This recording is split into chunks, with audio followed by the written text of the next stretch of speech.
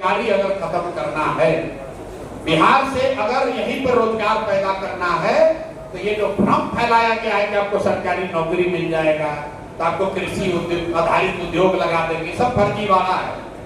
सरकारी नौकरी से आपको यहाँ रोजगार नहीं मिल सकता है। बिहार में 78 साल में कुल जमा चपरासी से लेकर मुख्य सचिव तक सिर्फ और सिर्फ 23.25 लाख लोग ही सरकारी नौकरी करते हैं। ध्यान रखिए, 23.25 लाख। इसी में लड़ाई है कि 10 लाख हम दिए हैं तो 5 लाख हमारे बाबूजी दिए। कुल चपरासी से लेकर मुख्य सचिव तक सिर्फ 23.25 लाख लोग ही सरकारी नौकरी करते हैं।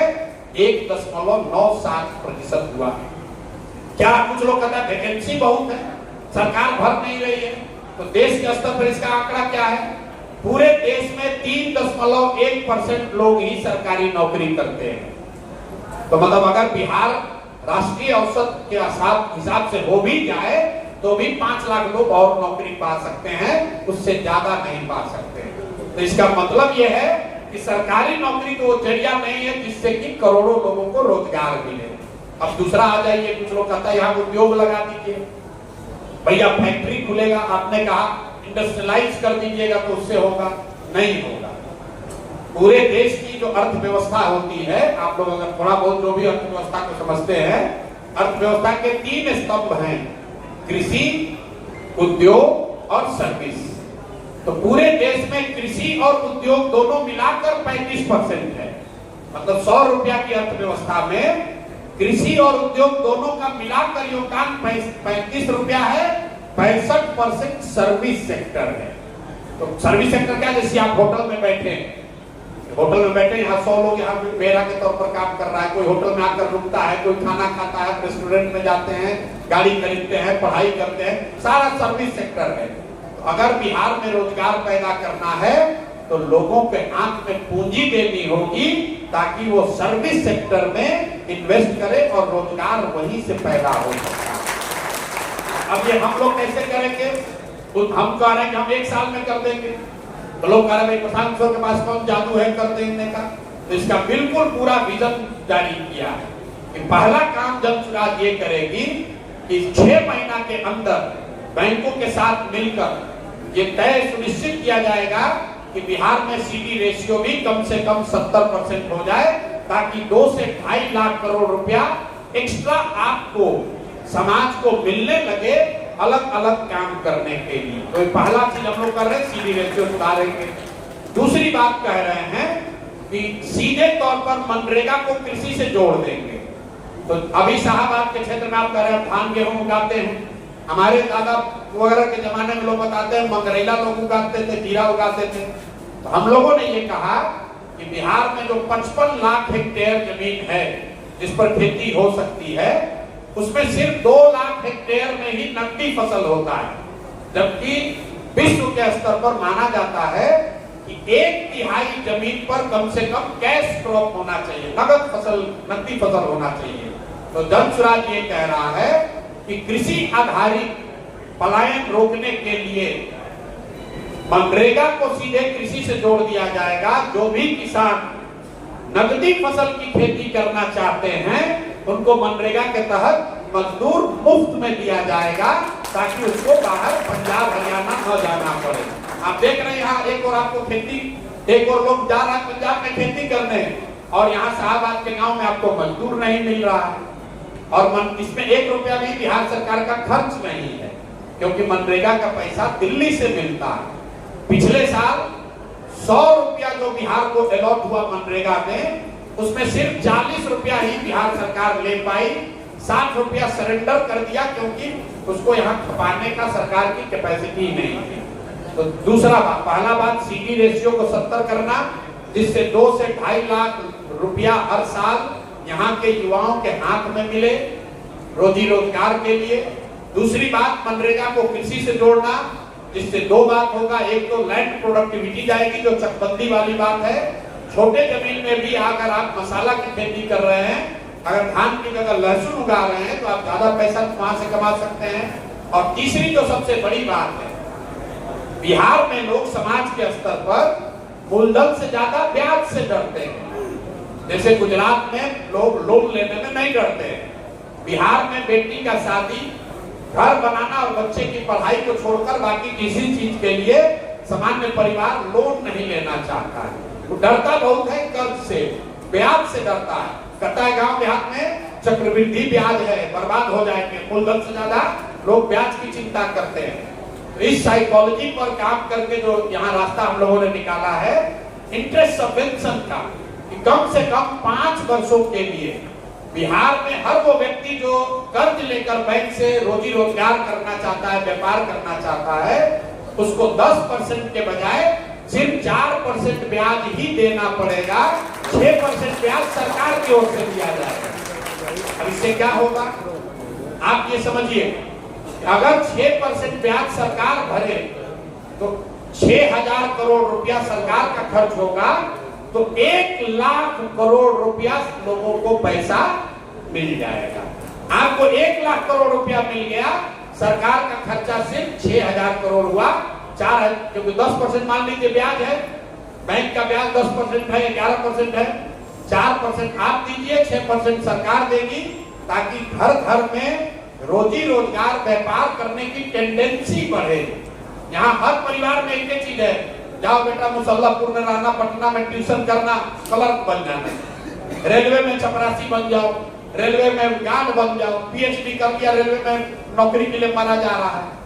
जब तक समाज में शिक्षा और पूंजी नहीं होगी, रोजी रोजगार नहीं होगा, तब तक आपकी तरक्की नहीं हो सकती है। तो जन स्वराज की जो सोच है कि 15 साल से कम उम्र के बच्चे के लिए इतनी अच्छी शिक्षा की व्यवस्था बनाई जाए ताकि वो आगे चलकर व्यवस्था पर बोझ न बने, और 15 साल से 45-50 साल की उम्र के लोगों के लिए सस्ते दर पर 4% पर लोन पूंजी उपलब्ध कराया जाए, ताकि लोग घर घर रोजी रोजगार कर सके। कुछ ना करेगा, 4 को गाय भैंस खरीदेगा, कुछ नहीं करेगा, 2 गाड़ी टैक्सी चलाएगा, बस चलवाएगा, पूंजी चाहिए। और तीसरी बात हम लोग कह रहे हैं कि जो 60 वर्ष से ज्यादा उम्र का आदमी है, अब ना पढ़ सकता है ना रोजी रोजगार कर सकता है। अगर गरीब परिवार के आप हैं, 60 से ज्यादा उम्र हो गया है, तो आपके जीवन की जिम्मेवारी समाज को उठानी होगी। इसीलिए हम लोग कह रहे हैं कि बुजुर्गों को कम से कम 2,000 रुपया पेंशन जरूर दिया जाएगा, ताकि उसको एक सम्मानजनक जिंदगी बिताई जा सके। अब इसका जो पूरा बजट है, हम लोग जो कह रहे हैं, हम तेजस्वी यादव नहीं है कि कह देंगे सबको 2,500 रुपया दे देंगे। बुजुर्गों को अगर आप 2,000 रुपया दीजिएगा 60 वर्ष से ज्यादा उम्र के लोगों को, तो करीब करीब 2.5% बजट का सिर्फ 2.5% पैसा ही खर्च होगा उस पर। हमको हर साल करीब करीब 10,000 करोड़ रुपया एक्स्ट्रा इकट्ठा करना पड़ेगा उस स्कीम को चलाने के लिए। दूसरी बात हमने जो रोजगार के लिए कही, तो सीडी रेशियो को सुधारने के लिए 1 रुपया भी बजट से नहीं लगना है, वो एडमिनिस्ट्रेटिव काम है। 2-2.5 लाख करोड़ रुपया बिहार के लोगों को मिल जाएगा बिना किसी बजट के सपोर्ट के। दूसरी बात जो आपको रोजगार के लिए बताई, मनरेगा को कृषि से जोड़ने के लिए, उसमें भी 1 रुपया बिहार सरकार का नहीं लगना है, क्योंकि मनरेगा का पैसा 100% केंद्र सरकार आपको देती है। तीसरी बात जो बताई इंटरेस्ट सबवेंशन की, कि 6% आपका इंटरेस्ट सब्सिडाइज कर देंगे, तो 1 लाख करोड़ रुपया के इन्वेस्टमेंट पर 3 लाख करोड़ रुपया के बजट में से 6,000 करोड़ रुपए का प्रावधान करेंगे, ताकि आपको यहाँ रोजी रोजगार मिल सके। और शिक्षा सुधारने के लिए जो हम लोगों ने जो अपना रास्ता रखा है, उसको आप समझ लीजिए। लोग कह रहे हैं कैसे सुधार दीजिएगा शिक्षा, तो शिक्षा सुधारने के लिए हम लोग 2 बातें कह रहे हैं कि बिहार के हर प्रखंड में कम से कम 5 अच्छे विद्यालय बनाए जाए। अच्छे विद्यालय मतलब नेत्रहाट के स्तर के विद्यालय। नेत्रहाट में इसलिए कहता हूं क्योंकि बिहार के लोग नेत्रहाट के बारे में जानते हैं। इसके पीछे सोच क्या है, पूरे दुनिया में जो सबसे अच्छी शिक्षा व्यवस्था है वो कहाँ है, वो स्कैंडिनेवियन कंट्री में है। आपने नाम सुना होगा फिनलैंड का, डेनमार्क का, स्वीडन का, वहां पर सबसे अच्छी शिक्षा व्यवस्था है। उन लोगों ने फॉर्मूला निकाला कि rather than taking school to the every children, take the children to the good school. मतलब हर गांव, हर पंचायत में स्कूल बनाने के बजाय स्ट्रेटेजिक लोकेशंस पर स्कूल बनाइए और बच्चे स्कूल तक पहुंचे उसके लिए स्कूल बस की उनको सुविधा दी जाए। तो बिहार के प्रखंडों की हालत अगर आप देखेंगे, प्रखंड के स्तर पर अगर 5 विद्यालय भी बना दिया जाए तो किसी भी गांव से स्कूल बस के जरिए 20 मिनट से ज्यादा नहीं लगेगा उस स्कूल में पहुंचने में। तो हम लोग की सोच ये है कि 5 विद्यालय कम से कम हर प्रखंड में बनाया जाए, और इस 5 को बनाने के लिए भी हम लोग जैसे लोगों को 5 बरस लगेगा। ये 1 बरस में नहीं बन सकता, इसको समझ लीजिए। क्योंकि अगर नेतरहाट के स्तर का आपको 1 विद्यालय बनाना है, हर प्रखंड में 1 विद्यालय, तो करीब 17 से 20 हजार करोड़ रुपया का खर्च आएगा। अभी बिहार सरकार का जो शिक्षा बजट है वो है 60,000 करोड़ रुपया। तो हम लोग की सोच है कि उसका 1/3 पैसा अगर विश्व स्तरीय विद्यालय बनाने पर खर्च किया जाए तो हर साल हर प्रखंड में, बिहार के हर प्रखंड में नेतरहाट जैसा 1 विद्यालय बन जाएगा। इसका असर क्या होगा? एक नेतरहाट से जो सरकारी विद्यालय था 1500 से ज्यादा लोग IAS IPS बने हैं। आप अंदाजा लगाइए, अगर 550 नेतरहाट विद्यालय हर साल बनने लगे, अगले 5 साल में 2500 नेतरहाट के जैसे विद्यालय यहाँ बिहार में होंगे। बाकी क्या, अब जब हम 5 साल लगाएंगे इसको बनाने में तो बच्चों का उम्र तो रुका नहीं हुआ है। तो दूसरा सॉल्यूशन हम लोग ये दे रहे हैं कि जब तक आपके इलाके में सरकारी विद्यालय नहीं सुधरेगा तब तक ये लोगों के पास सुविधा होगी कि आप अपने बच्चे को प्राइवेट स्कूल में पढ़ाइए और उसका फीस सरकार की ओर से भरा जाएगा। अब कुछ लोग तुरंत कहता है अरे भैया सब तो प्राइवेट में चला जाएगा। बिल्कुल नहीं जाएगा। पूरे दुनिया में रिसर्च बताता है कि अगर किसी भी नागरिक को प्राइवेट और पब्लिक दोनों की सुविधा दी जाए तो ज्यादातर लोग पब्लिक स्कूल में जाना चाहते हैं। आप अपना एग्जाम्पल ले लीजिए। अगर आपको कोई कहे कि आपका बच्चा पटना मेडिकल कॉलेज से अगर डॉक्टरी करेगा, MBBS करेगा, उसका फीस आपको भरना पड़ेगा। अगर आप अपने बच्चे को रमैया भेजिएगा तो उसका फीस सरकार भरेगी।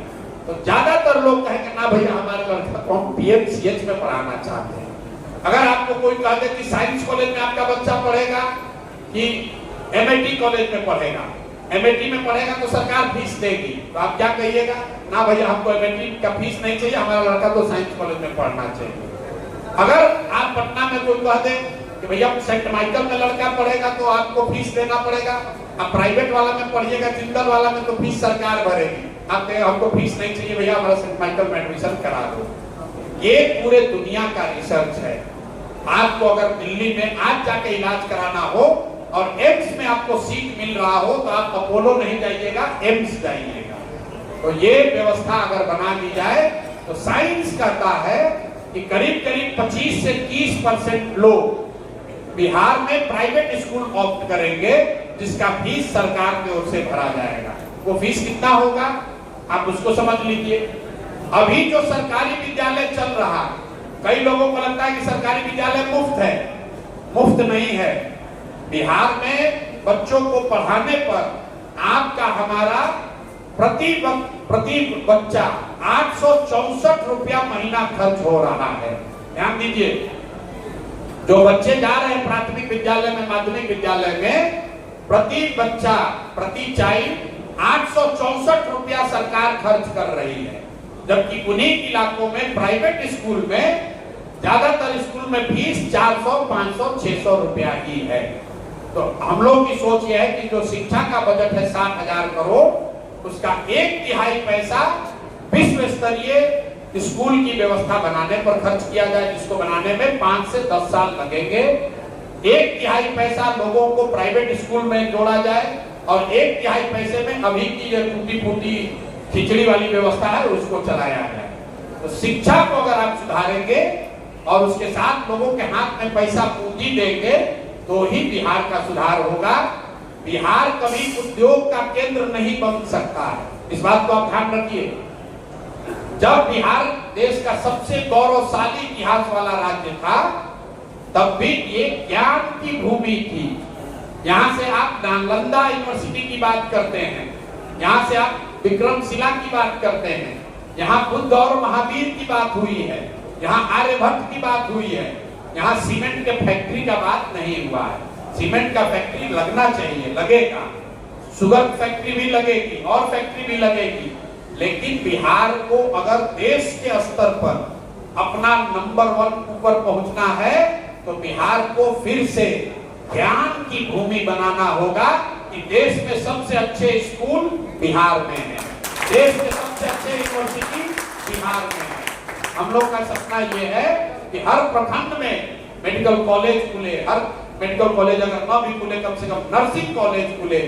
10 लाख बिहार की बच्चियां अगर नर्सिंग की ट्रेनिंग लेती हैं, पूरे देश के स्तर पर 2 करोड़ नर्सेज की वैकेंसी है, 2 करोड़।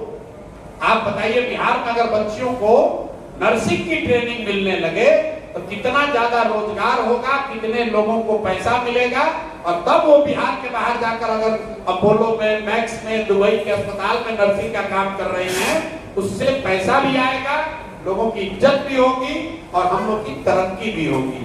तो जन स्वराज की जो सोच है, पूरी ताकत बिहार को अगले 10 साल में ज्ञान की भूमि के तौर पर प्रस्थापित करना है। हम लोग ब्लू कॉलर जॉब नहीं चाहते हैं, हम लोग व्हाइट कॉलर जॉब चाहते हैं। ब्लू कॉलर जॉब मैन्युफैक्चरिंग का जॉब है, सीमेंट के कंपनी में आप मजदूर बन गए, बिजली के कंपनी में मजदूर बन गए, वो नहीं चाहिए। जो इन्फोसिस में काम कर रहा है, जो टीसीएस में सॉफ्टवेयर का काम कर रहा है, वो व्हाइट कॉलर जॉब है। तो सबसे ज्यादा दुनिया भर में जो जॉब की अपॉर्चुनिटी है वो व्हाइट कॉलर जॉब में है। एक कंपनी टीसीएस 6 लाख लोगों को एम्प्लॉयमेंट उसने दिया हुआ है, 6 लाख लोग काम करते हैं टीसीएस में। कोई सीमेंट की फैक्ट्री, स्टील की फैक्ट्री 6 लाख लोगों को नौकरी नहीं दे सकती है। तो सबसे ज्यादा जहां एम्प्लॉयमेंट की संभावना है वो व्हाइट कॉलर जॉब में है, और व्हाइट कॉलर जॉब उसको मिलेगा जो पढ़ेगा। जो पढ़ेगा ही नहीं तो मजदूरी ही करेगा, चाहे मजदूरी सड़क पर करे या सीमेंट के फैक्ट्री में करे। तो हम लोग का लॉन्ग टर्म विजन बिहार को लेकर